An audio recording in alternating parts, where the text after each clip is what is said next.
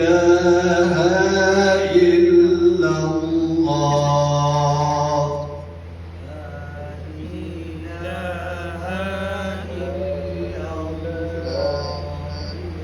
لا إله إلا الله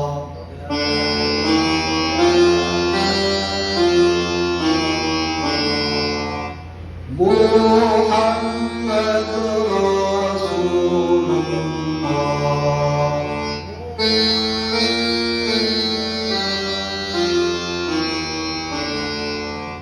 محمد رسول الله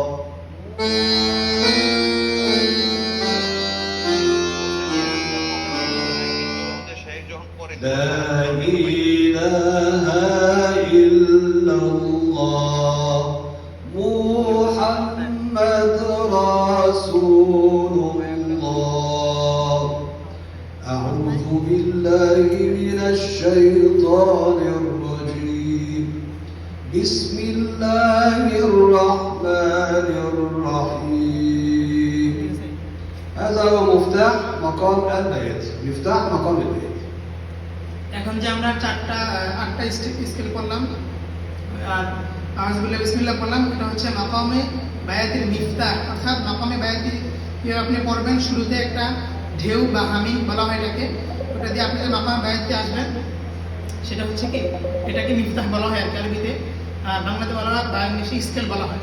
স্কেলটা উস্তাদ একটাকে বলছেন, আমরা একটু আবার খেয়াল করি। উস্তাদ বললেন ইনশাআল্লাহ, তারপরে কোরআন কারীম থেকে তেলাওয়াত করবেন উস্তাদে, আমরা সাথে সাথে পড়বো ইনশাআল্লাহ, ঠিক আছে? আওয়াজটা কি চলে যাচ্ছে? لا إله إلا الله উস্তাদ সবাইকে মিউট করে দিলে, সবাইকে মিউট একসাথে সবাই পড়লে তো কিছু বোঝা যাবে না। সবাইকে মিউট করে দিলে যারটা তাই নিজে পড়বে। উস্তাদের